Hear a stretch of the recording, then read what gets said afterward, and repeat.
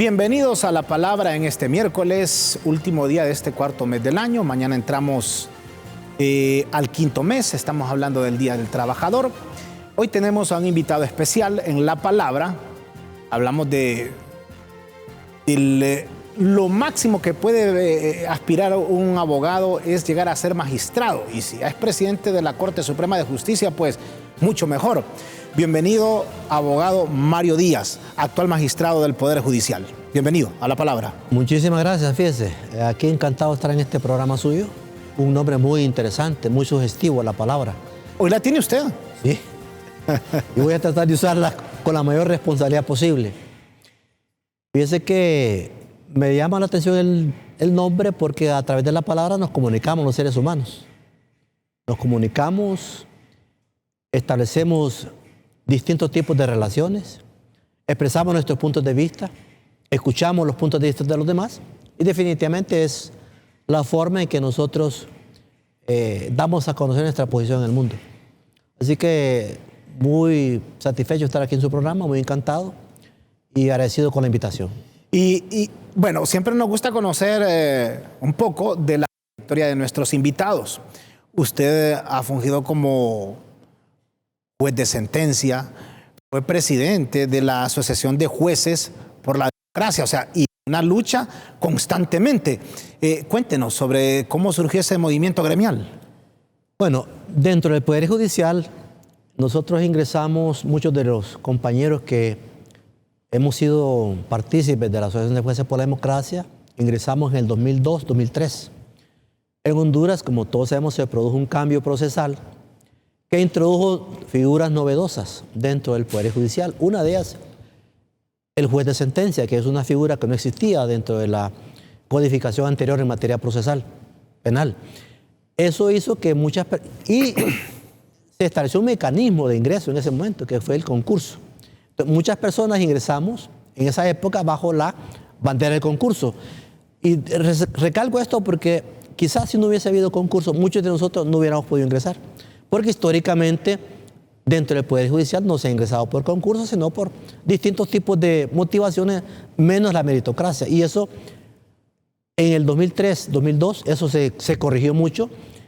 Hubo apoyos de organismos internacionales como la ASI, la Organización de Cooperación Española, y se crearon esas figuras e ingresamos muchos compañeros y compañeras que teníamos una mentalidad de que el Poder Judicial debería tener cambios positivos en beneficio de la sociedad hondureña. O sea, más meritocracia. Más meritocracia, correcto.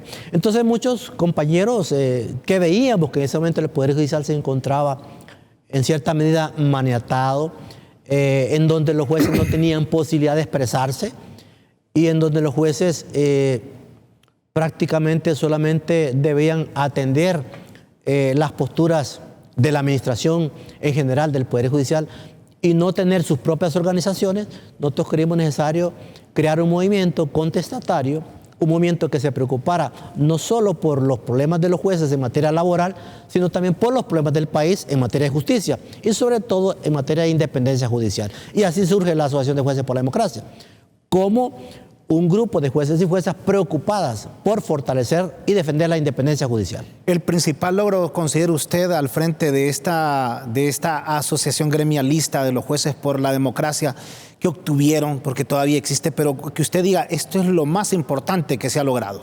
Para mí, poder haber posicionado a la Asociación de Jueces por la Democracia como un ente de mucha prestancia y mucho prestigio en materia de defensa de la independencia judicial y del Estado de Derecho.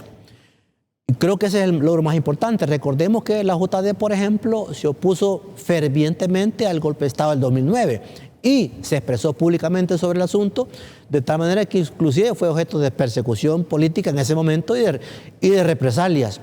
Igualmente nos opusimos cuando fueron destituidos los 4 magistrados de la Sala Constitucional. Entonces, exponer nuestra voz y nuestros puntos de vista frente a la ciudadanía y generar esa credibilidad de la asociación nos parece que es el aspecto más importante que hemos podido lograr en los años en que ha estado operando la AJD. Y me imagino que la opinión que ustedes daban era por lo que estaban observando, sin ningún tinte político, independientemente de quién estaba en el poder. Es correcto. Nuestra preocupación básica era que nosotros como jueces y juezas debíamos responder al compromiso que hicimos cuando fuimos juramentados, defender la Constitución y las leyes. Y en ese momento se produjeron rupturas del orden constitucional y nosotros no solo teníamos el derecho, sino el deber de contribuir a que esa Constitución no fuera vejada de la forma en que fue en esos dos momentos específicos.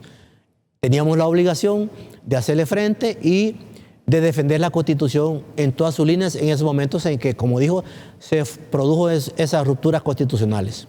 Y se cumple ese juramento que todo funcionario hace ante la Constitución, de hacer cumplir la Constitución y las demás leyes por aquellos criterios a veces divididos de la gente que dicen, no, es que el Poder Judicial está parcializado. Mire, si tenemos criterios independientes, si sabemos que los jueces tenemos responsabilidad únicamente con la Constitución y las leyes y entendemos que la independencia no es para el juez, es para la ciudadanía que tiene el derecho de ser juzgado por un juez independiente. Si tenemos esa convicción, claro que vamos a tomar decisiones que favorezcan el sentido de la ley, sin mirar a quién se perjudica o se beneficia con un fallo.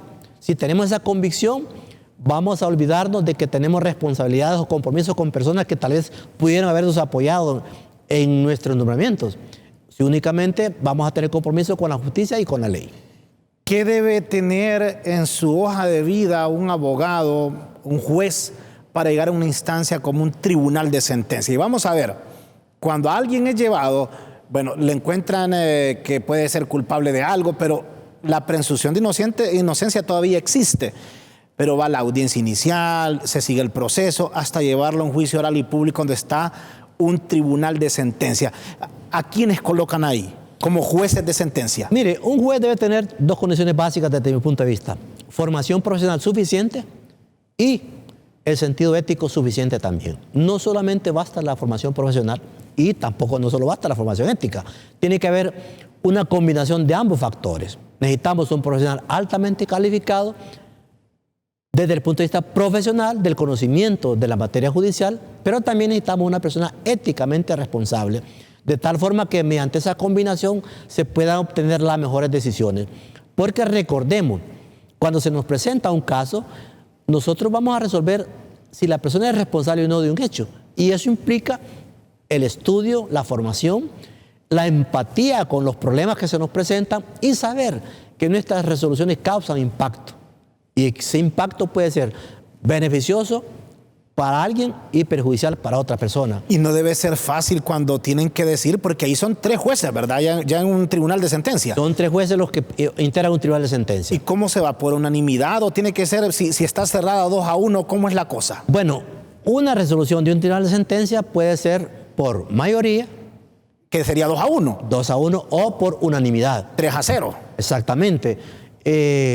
Se parte de que tiene que haber un proceso deliberativo que los jueces tienen que hacer una vez que se evacuó la audiencia de juicio oral y público. Tienen que valorar toda la prueba que se le presentó, ver cuál es apta para poder integrar una decisión u otra y sobre esa base poder decidir. Es decir, el juez tiene un deber de motivación. Entonces tiene que explicar por qué se toma una decisión y por qué los 3 jueces y por qué cada uno de ellos llega a esa conclusión. ¿Y si es unánime la decisión también? Si es unánime, no hay ninguna dificultad en el sentido de que solamente se elabora una sola sentencia. Si es por mayoría, el juez que disintió tiene que elaborar su propia resolución, su propia sentencia. ¿Y siempre ha sido así? Esas son las formas en que se puede en un tribunal colegiado resolver una situación. Por unanimidad, que implica que todos estén de acuerdo, o por mayoría, que significa que 2 están de acuerdo con la decisión y otro no. La decisión puede ser de culpabilidad o no culpabilidad. Es decir, culpable o inocente, por decirlo así en términos prácticos. Sí, sí. Pero la explicación tiene que darse independientemente del tipo de resolución que se haga. Porque, como digo, existe lo que se llama un deber de motivación, es decir, explicar por qué se toma una decisión u otra. Bueno, y aquí tratamos de explicarlo con un lenguaje que la gente lo entienda. O sea, ya se hizo la evacuación de pruebas y todo eso. Determinada persona siente en los jueces que es culpable. Sí. Es complicado manifestarlo al decir es culpable. Hay unanimidad en los 3 y cuando ya se le va a dar lectura a la sentencia para decirle a esa persona culpable. O piensan, sienten que esta persona la vamos a privar por 20 años, 15 años de libertad. Mire, no es sencillo tomar estas decisiones. Por eso el juez tiene que tener ciertas características personales y profesionales y éticas para que las tome de la manera más correcta y adecuada. Porque no es fácil decidir sobre la vida de una persona. Como usted dice, puede ser que esa persona vaya prácticamente de por vida muchas veces a un centro penitenciario. Y esa decisión el juez tiene que tomarla con toda convicción y con toda responsabilidad.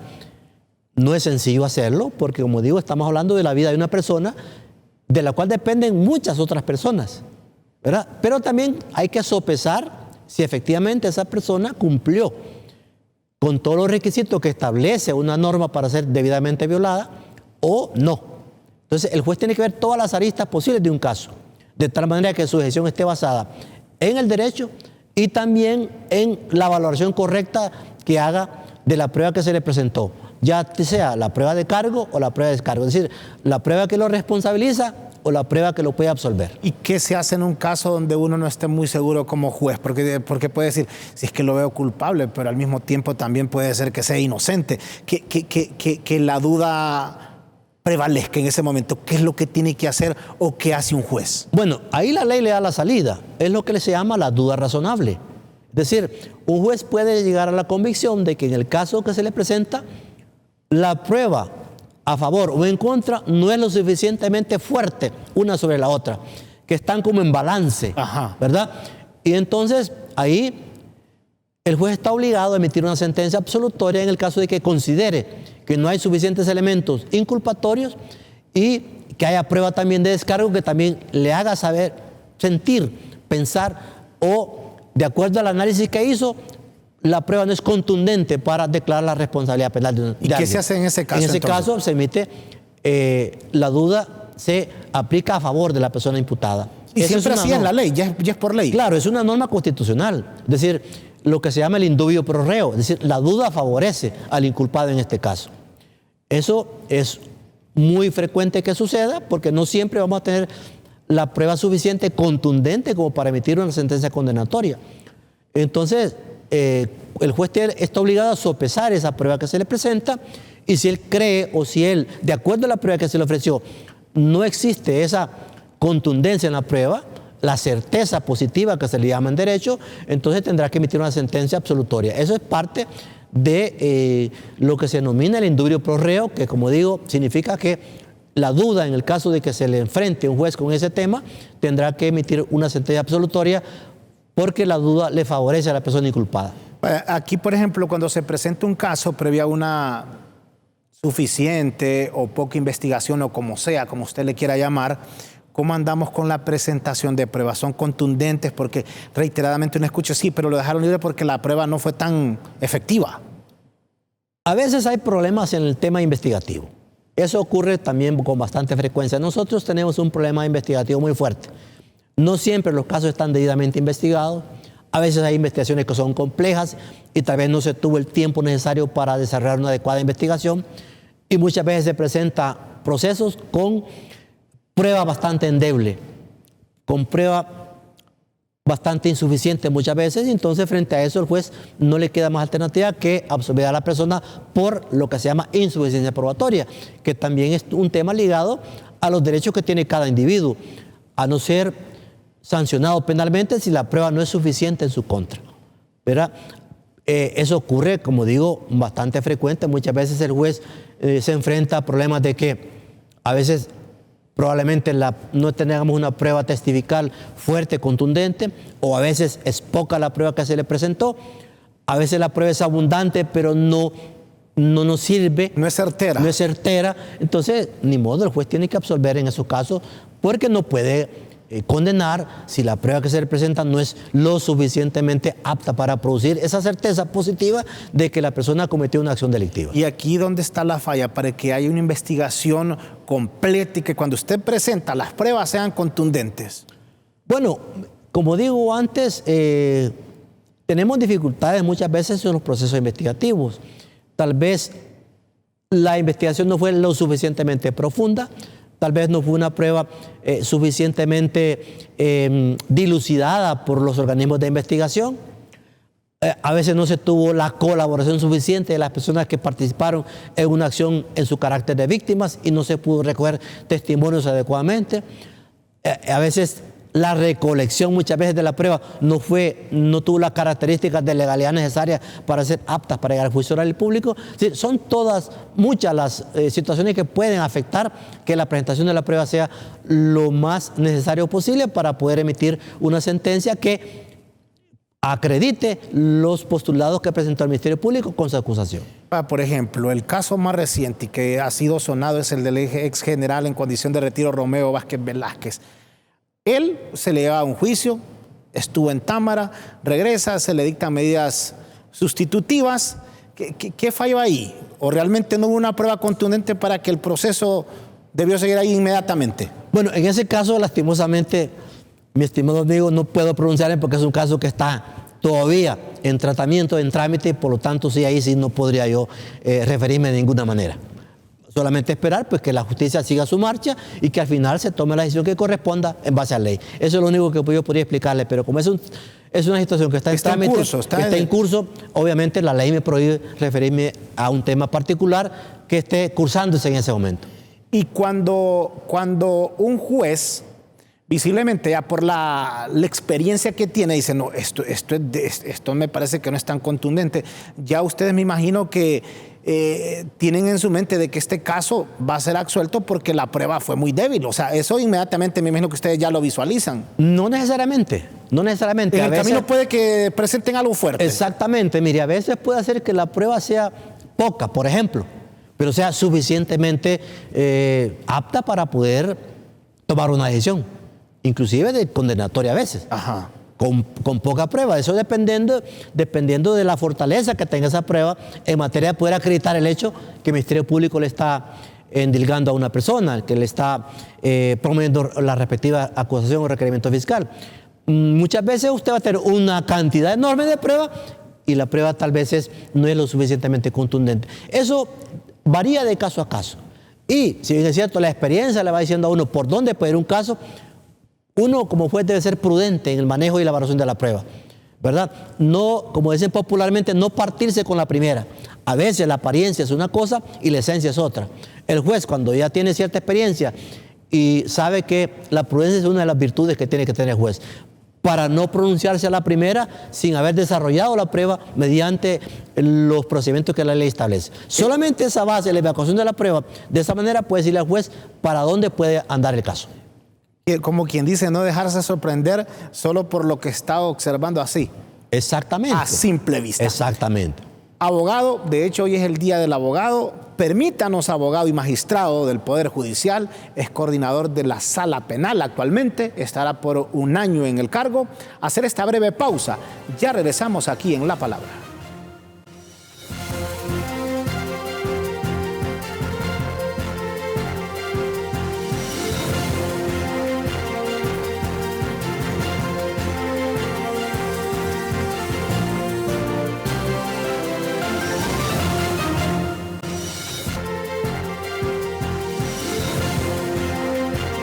Gracias por seguir con nosotros aquí en La Palabra. Mucha atención, los albañiles también tienen su día, pero Cemento Bijao les trae todo un mes para celebrar a todos los héroes de la construcción con el mes del albañil hondureño, porque ellos son los que construyen el futuro de Honduras. Más información en las redes sociales de Cemento Bijao. Abogado y magistrado del Poder Judicial, Mario Díaz. ¿Cómo está la situación hoy del Poder Judicial? La vez pasada uno escuchaba de que no se estaba, en este caso, cumpliendo con el orden de precedencia, algo que en la práctica sí se da. ¿Cómo está la situación real? Bueno, a veces ocurre que la situación internamente se vive de una manera y externamente se vive de otra. Hay mucha gente que podría pensar que en el Poder Judicial solo pasamos en pleitos día a día. Eso no es así. Mire, para empezar, uno no se mira muy seguido muchas veces. Cada uno de nosotros está en sus propios despachos atendiendo los asuntos que le corresponden. Entonces no tenemos, digamos, que esa interacción tan frecuente como la gente pensaría que pudiera posibilitar que estemos en pleito, porque cada quien tiene sus respectivas responsabilidades. Es que la gente puede pensar que los 15 magistrados siempre están en una misma sala. Correcto, y no es así. Así es. Cada uno de nosotros tiene responsabilidades personales, ¿verdad? Porque tiene asuntos personales que atender como magistrado, y también asuntos de sala y también asuntos de pleno. Es decir, que tenemos una agenda bastante fuerte. Entonces, cada quien tiene que estar trabajando en las propias responsabilidades que tiene. Y muchas veces uno ni cuenta se da qué está pasando en otras salas, porque a uno lo que le interesa es el trabajo de su propia sala. En este caso, usted es el presidente de la sala penal. Es correcto, así es. Y usted tiene que trabajar en los casos que lleva la sala penal. Yo tengo que velar porque la sala penal esté funcionando correctamente, que todo lo que tenemos, que todos los letrados, que todo el personal auxiliar esté trabajando cumpliendo las metas que nos hemos propuesto. Si no lo hago, entonces no vamos a cumplir con las metas y por ende vamos a ofrecer un servicio de no de calidad como el que queremos ofrecer. ¿Y usted va todos los días a la Corte Suprema? Vamos todos los días a la Corte en horario normal y a veces en horario extra normal, por decirlo de alguna manera, porque nosotros como magistrados no podemos sujetarnos a un horario de 7 a 4. Es decir, las responsabilidades que tenemos son tan fuertes que el horario va más allá de esas horas, ¿verdad? No podemos trabajar un horario de esa naturaleza porque las responsabilidades son mayores que las que tienen otros funcionarios que están trabajando dentro del Poder Judicial, ¿verdad? Tenemos que tener diferentes tipos de casos. Entonces, la jornada laboral nuestra es extensiva por la responsabilidad que tenemos, que hay funcionarios judiciales que nos llaman después de la hora porque antes no pueden hacerlo, porque están en sus audiencias, ¿verdad? El otro día que se escuchaba es que no, que la sala constitucional, la presidencia, o que van a quitar al magistrado que acaba de asumir y todo eso, pero después usted dijo, no, aquí todo está funcionando normal. Yo lo escuché a usted decir eso. Sí, lo sostengo. Todos estamos trabajando de una manera normal, no hay ninguna dificultad en esto dentro del Poder Judicial. Como digo, si habrán discusiones, son más fuertes afuera que adentro, porque nosotros seguimos operando con toda normalidad, atendiendo los diferentes casos que hay que atender. No tenemos ninguna dificultad internamente, no estamos empleitados, como se dice popularmente, estamos trabajando con toda normalidad. Obviamente, son organismos colegiados, somos organismos deliberativos, pero no tenemos ningún enfrentamiento interno como para poder decir que no estamos trabajando de una manera normal, porque no es así. ¿Será por esa división que se marcó desde el año 2009 que la gente mira todavía al Poder Judicial? Es que hay 5 magistrados, usted me imagino que lo ha escuchado, que dicen, es que hay 6 magistrados de libre, 5 del Partido Nacional, hacen 11, y 4 del Partido Liberal. Usted me imagino que lo ha escuchado. Es correcto, y eso es parte de la dinámica de cómo fuimos electos, una situación que no se puede desconocer. Pero una vez que uno es investido, una vez que uno es juramentado por el Congreso, uno es magistrado de la Corte Suprema de Justicia del país, no debe atender o no atiende requerimientos partidarios de ninguna naturaleza, porque no es lo correcto en un Estado de Derecho. Somos magistrados, todos y cada uno estamos en el mismo nivel, en la misma responsabilidad, y una vez nombrados, nosotros no atendemos llamados de ningún partido político, porque nuestra función no es esa. Nuestra función es impartir justicia tal como lo manda la ley. Y sobre esa base es el que debe haber el control de la actividad que desarrollamos. Fíjese que cuando se habla de eso, porque usted sabe la sociedad que vivimos, a la gente le parece que usted va a ver vestidos a 6 magistrados con alguna gorrita de libre, a 5 magistrados con alguna gorrita con estrella solitaria, sí, y a 4 magistrados con la banderita liberal. Sí. Eso es lo que percibe la gente, y se lo digo porque uno platica con las personas. Sí. Ahora, en un pleno donde están los 15 magistrados, cuando ya dice, va a resolver el pleno, ahí todo es normal. Es todo normal. Nosotros, por ejemplo, cuando vamos a conocer un caso dentro del pleno, ahí nadie vota siguiendo porque esta es la línea del Partido Nacional, porque es la línea del Partido Liberal. No, ahí todos somos magistrados de manera igualitaria. Si se plantea un caso, vamos a revisarlo en función de la lectura que hemos hecho del caso en cuestión y vamos a tomar la decisión que corresponda. Vaya, por ejemplo, el caso de la sede, por ejemplo. Ajá. Es un caso que lo discutimos ampliamente, un pleno que duró prácticamente todo un día. Nosotros previamente teníamos la sentencia, el proyecto de sentencia, teníamos el conocimiento del recurso que se planteó y sobre esa base nosotros fuimos a discutir una discusión en momentos fuertes porque obviamente, como digo, somos organismos deliberativos con planteamientos en uno u otro sentido y al final tomamos la decisión que corresponda mediante el proceso de votación. Y en un proceso de votación, un magistrado, ¿qué puede? votar a favor, en contra, y se puede extender. No, ¿O solo es a favor o en contra? Ahí vamos a favor o en contra. Obviamente pueden haber... No hay medias tintas, ahí o es sí o es no. No, exactamente. No se puede abstener dentro de las decisiones que tomamos. Evidentemente, si se plantean dos posiciones, usted podría proponer una tercera o una cuarta posición, por ejemplo. Eso sí se puede hacer. Usted puede decir, mire, estoy de acuerdo con esta parte, no estoy de acuerdo con esta otra parte, yo propongo esta resolución. A modo de ir moldeando a lo que se Esas son cosas que son susceptibles de hacer. Pero cuando se lleva un proyecto al Pleno, por ejemplo, vuelvo al caso de la sede, van dos proyectos. El proyecto, porque cuando un caso va al Pleno es porque en la sala se ha votado por mayoría y no por unanimidad.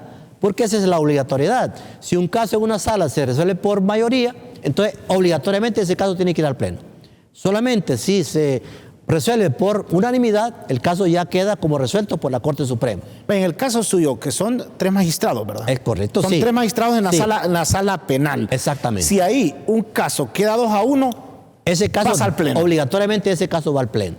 Ya los que participamos en esa primera deliberación ya nos podemos integrar. Lo cual no es del todo correcto, porque si usted hizo un voto en uno u otro sentido, usted perfectamente debiera ir a defender ese voto. Pero se hizo una reforma hace algunos años, por circunstancias muy particulares, para evitar que magistrados de la Sala Constitucional originalmente participaran en la decisión final. Vamos a ver, un caso, por ejemplo, de alguien que, alguien que considera que la sala penal que en efecto se tiene que extraditar. Un ejemplo nada más. Sí. Pero queda 2-1, entonces Sí. tiene que pasar al Pleno. Tiene que pasar al Pleno. Ahí lo miran 12 magistrados. No, los 15. Los 15 porque Pero ya no votan. los tres que participaron ya no integran el Pleno. Tienen que ser sustituidos. Sí. Son sustituidos por el Pleno por siempre suplentes. va a estar integrado por 15 personas. O sea que no hay manera de que haya un empate, nada, porque siempre puede quedar. Pero si ahí queda 8-7 es válido. Es válido, perfectamente válido. Y ahí válido. sí ya queda firme. Queda firme, correcto. Ya cuando el Pleno resuelve, si es 8-7, que es el mínimo, ese caso ya está resuelto positivamente. Y en su caso particular de las sedes, ¿qué piensa? Bueno, yo voté por la mayoría. Voté por el voto que al final fue el que prevaleció. Por considerar que efectivamente cuando se produjo el decreto que creó las sedes, se violó la Constitución y los artículos pétreos de la Constitución, porque el territorio es intocable. Y cuando, por ejemplo, usted concesiona parte de su territorio en donde prácticamente se creaba un Estado dentro de otro Estado hondureño, eso corrompe la Constitución. Entonces, eso no tenía un defecto de origen. ¿Por qué? Porque se trastocó los artículos pétreos. Pues era como un golpe al propio Estado. Exactamente. Porque usted dice que el territorio es intocable. Es intocable. En materia de, por ejemplo, de educación, el decreto de las sedes contemplaba que en los territorios donde existiera la sede iban a tener su propia organización universitaria, por ejemplo. Eso violentaba el artículo constitucional que se refiere a que la Unidad Nacional es la única que tiene la exclusividad de la educación superior. Entonces, es un artículo que no se podía reformar en ese sentido. Entonces, tenía un defecto de origen la sede. Por lo tanto, creo que la decisión que se tomó fue la correcta y adecuada. ¿Cuál ha sido el principal golpe que ha recibido el Poder Judicial que usted conozca? ¿Sería lo que ocurrió cuando se destituyeron a 4 magistrados? ¿Considera usted de la Sala Constitucional? Hubo aquí una división, pero mucha gente también repudió lo que había ocurrido, la destitución de 4 magistrados. ¿Qué piensa usted de ese tema? Bueno, efectivamente, ahí se violentó por un lado la Constitución de la República, porque en ese momento no había procedimiento que posibilitara que el Congreso destituyera magistrados, no existía. Con ese propósito se creó después el llamado juicio político, pero en ese momento no existía un cauce legal para que pudiera ser destituido un magistrado. ¿Y cómo se podría llamar entonces a lo que ocurrió con esta destitución de 4 magistrados? Fue un golpe a la Constitución. Fue un golpe a la Constitución y un golpe al Poder Judicial, ¿verdad? Porque, como digo, no existía un procedimiento en ese momento que permitiera la destitución de magistrados. ¿Y ya prescribió los que hicieron esto o se puede tocar de nuevo el tema? Recordemos que los compañeros que fueron destituidos en ese momento presentaron su caso ante la Comisión Interamericana de Derechos Humanos. Y les dio la razón. Y la Comisión les dio la razón. Y Honduras fue condenada por ese asunto. Y los que propusieron esto y que al final se dio la destitución, ¿se pueden llevar todavía ante la justicia? Aquí debe caber la posibilidad de que el Estado recupere, ¿verdad?, por lo menos los dineros que se le van a pagar en concepto de indemnización material a estas personas, y que quienes causaron esa violación constitucional puedan cargar con esa responsabilidad que le correspondió al Estado. ¿Por qué razones? Y haciendo solo una figura que se llama el derecho de repetición, sí, que si un funcionario va más allá de sus atribuciones y esto afecta las arcas del Estado, entonces esa persona tiene que pagar por esos error que cometió desde el punto de vista jurídico legal. Aquí, y con usted lo hemos hablado, que a veces no hay que ser tan experto en el tema, obviamente esto es delicado, pero cada quien puede deducir que esto quería llevarnos a una reelección que al final se dio. Entonces, esa reelección, si partimos de dónde venía, ¿cómo se puede calificar? No, la reelección fue ilegal, porque en Honduras no existía una prohibición para ser reelecto. Eso así fue.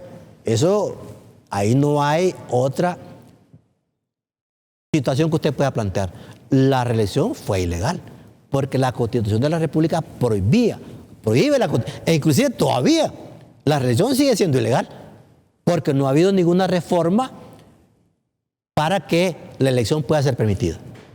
Entonces, fue ilegal en aquel momento y sigue siendo todavía ilegal en este momento. En aquel tiempo, ya después de lo que pasó, cada quien lo miraba como normal. Claro, porque precisamente una vez que se destituyó a los 4 magistrados, eso abrió el cauce para que se interpusiera un recurso, ¿verdad?, sobre esa prohibición, y la Corte en ese momento, obsequiosa, resolvió favorablemente el proceso reeleccionario. Pero no se reformó la propia Constitución de la República, sino que fue a través de una sentencia de la Sala Constitucional, ¿verdad? Pero no fue reformada la Constitución para eso, porque recordemos que el proceso de reforma tiene su propio cauce, su cauce legal. Y eso ya ocurrió, y uno no quisiera pensar, pero, pucha, o sea, que hay magistrados que se prestaron para eso. Así es. Y es digamos que es un punto oscuro de la historia hondureña, porque históricamente nunca se ha producido un proceso reeleccionario, y sobre todo nunca se había hecho de la forma en que se hizo en ese momento. Y a eso quería ir. O sea, el punto más oscuro, considera usted, de su conocimiento, lo que usted ha leído, ha visto, es ese. Sí, para mí el hecho de que se haya destituido a magistrados de la Corte Suprema de Justicia sin que hubiera un cauce legal para ello y sin el debido proceso, eso fue terrible para Honduras. Eso fue un golpe a la democracia, un golpe a la Constitución, y por eso fuimos condenados recientemente en la Corte Interamericana de Derechos Humanos. ¿Quién va a pagar esos daños? El pueblo hondureño, o sea, todos nosotros. ¿De cuánto podríamos estar hablando que vamos a pagar los hondureños? Y ahí me incluyo porque también soy hondureño. Bueno, yo no recuerdo en este momento cuál es la cuantía, pero es una cuantía bastante importante.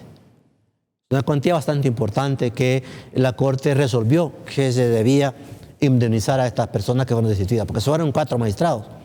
No recuerdo exactamente cuál es la cuantía, pero es una cantidad bastante importante para un país como el nosotros, que vivimos en pobreza extrema frecuentemente y que para todo tenemos que recurrir a la ayuda internacional muchas veces.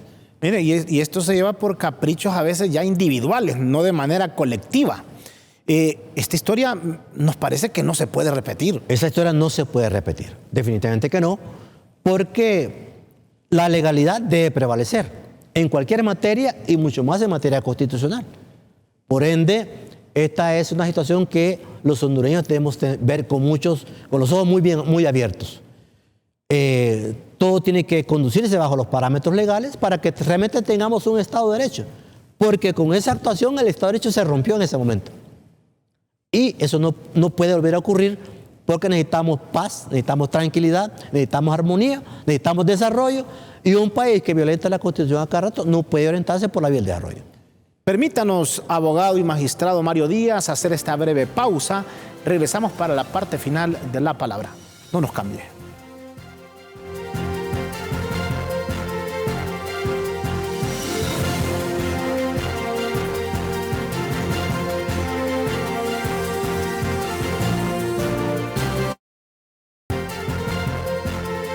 Gracias por seguir con nosotros aquí en La Palabra. Mucha atención, Honduras está creciendo. FICOSA, en alianza con el gobierno de Estados Unidos y la DFC, creamos el programa Tu Empresa Llega Lejos, el préstamo empresarial con la tasa más baja del mercado, desde un 12% con plazo hasta 10 años. Visita nuestras agencias y aplica ya. Estamos en una plática, en una conversación con el actual magistrado, es coordinador de la Sala Penal del Poder Judicial, Mario Díaz. Abogado, la aplicación de la justicia, usted que está adentro, pues debe tener mayor conocimiento que cualquier abogado, que cualquier profesional del derecho, pero ¿cómo la considera usted hoy? Mire, yo pienso que la justicia en nuestro país tiene una deuda histórica con la ciudadanía, porque históricamente el Poder Judicial, la justicia en general, ha sido vista, por un lado, como la cenicienta del Estado. Es decir, si usted valora la importancia que tiene el Ejecutivo y el Legislativo, usted verá que históricamente ha tenido más preponderancia que el Poder Judicial. Eso ha hecho que el sector justicia sea altísimamente cuestionado por su falta de empatía con la sociedad en general, sobre todo con las personas más vulnerables de la sociedad. Solo permíteme, abogado, me dice que siempre se ha visto al Poder Judicial como la cenicienta. Como la cenicienta, de menos. Como de menos. Eso ha sido históricamente. O sea, lo miran como que no tiene beligerancia o que no es importante. Como que no es importante. Siempre usted ve, históricamente hablando, la relevancia del Ejecutivo y del Legislativo. ¿Pero por qué lo miran de menos al Poder Judicial? Porque el Poder Judicial, si es un Poder Judicial independiente, evidentemente va a ser un Poder Judicial beligerante, controlador de que no hay desmanes en el Ejecutivo y el Legislativo. Entonces es preferible tener un Poder Judicial allá, quieto, arrinconado. Dependiente. Entonces, claro, si usted tiene un Poder Judicial beligerante, un Poder Judicial que no se doblegue, un Poder Judicial que atienda las necesidades populares, usted va a tener un Poder Judicial que difícilmente va a atender a las pretensiones de los que más tienen. ¿Y hoy cómo es ese Poder Judicial? ¿Es independiente? ¿Dependiente? ¿Cómo es? Nosotros creo que estamos forjando un Poder Judicial independiente. Es decir, si usted valora que una de las características que ha tenido el Poder Judicial en los procesos anteriores es que su altísimo grado de dependencia por la forma en que ha sido electa. En el caso nuestro tuvimos un proceso diferente a los anteriores. Nosotros fuimos sometidos a un proceso de evaluación curricular, que sí había anteriormente. Después fuimos sometidos a una audiencia pública, a exámenes, que anteriormente no ocurría. Y al final hubo un proceso de selección distinto, hubo mayor contraloría desde el punto de vista de la sociedad, mayor control social, veeduría social, que no se existió en los procesos anteriores. Eso genera una actitud más independiente de los que fuimos electos. ¿Por qué? Porque pasamos un tamiz distinto a los procesos anteriores. Eso hace una diferencia importante. Usted recuerda, por ejemplo, que anteriormente estaba el famoso 8-7. Sí. El partido que estaba en el poder tenía 8 y el otro, el que no lo estaba, tenía 7. Pero me pueden decir, hoy están 6-5-4. Es correcto, pero hoy tenemos una mayor representatividad de los intereses sociales, que al final se reflejan en el Congreso Nacional de la República. Y esa fase última, que es la fase política, viene precedida de una fase anterior donde hay mucha discusión, mucho conocimiento, mucha visión de la ciudadanía de lo que está pasando. ¿Puede la ciudadanía poder interponer una tacha para un aspirante que ha ocurrido? Y hay un proceso de selección distinto. Y recordemos que fuimos muchos los aspirantes y muchos se fueron quedando en el camino porque no cumplieron los requisitos, porque no aprobaron el examen de conocimiento, por ejemplo. Sí. Y eso es la primera vez que eso ocurrió. Entonces, como digo, eso va configurando personas más independientes. ¿Por qué? Porque, si bien es cierto, en el final hay un proceso de discusión política propiamente dicha, pero viene precedido de un proceso anterior de manera diferente. Usted en su actuación se considera completamente independiente. Es correcto, así es. Y que nadie lo vaya a llamar para decirle, váyase por esta línea. Así es. O lo han llamado alguna vez para decirle, independientemente de quién sea, ayude con esto. Eso existe, pero... como magistrado. Claro, eso existe. Y obviamente... Que los llaman y le dicen, por favor, ayúdenos con esto. Eso existe. O salve a este, o meta preso a este. No a ese nivel, sí, pero sí hay llamadas, obviamente hay llamadas, pero en casos particular, por ejemplo, si yo tengo la ley a mi favor y puedo, desde el punto de vista legal, servirle a alguien de alguna manera porque tal vez ha sido violentado un derecho y yo puedo revisar su caso de acuerdo a la ley, perfectamente uno puede hacerlo. Enmarcado en la ley. Enmarcado en la ley. Ahora, fuera de la ley, eso no es posible. Y ahí uno entraría a un campo que está minado completamente. Ni que lo llamen si es para proponerle algo fuera de la ley. Así es, eso tampoco. Esa es una situación que uno no debe permitir. ¿Y será el pensamiento de los demás compañeros suyos, de los 14 magistrados? Mire, yo creo que en gran medida coincidimos con estos valores. Es incómodo que alguien le llame a uno para pedirle un favor, por ejemplo. Pero dentro de la normalidad de la sociedad hondureña, mucha gente que lo hace, muchas veces porque efectivamente hubo un proceso donde a alguien se le violentó algún derecho y la gente dice, mire, a mi familiar, a mi pariente, se le violentó un derecho, por favor, revise mi caso si es posible. Si uno tiene la posibilidad de colaborar desde el punto de vista jurídico o algún asunto, uno lo hace. Ya lo entendí. Lo que se va a hacer es revisar, no ayudar ni perjudicar ni nada, sino revisar el caso. Es ver de acuerdo a la ley si lo que la persona está diciendo es real o no.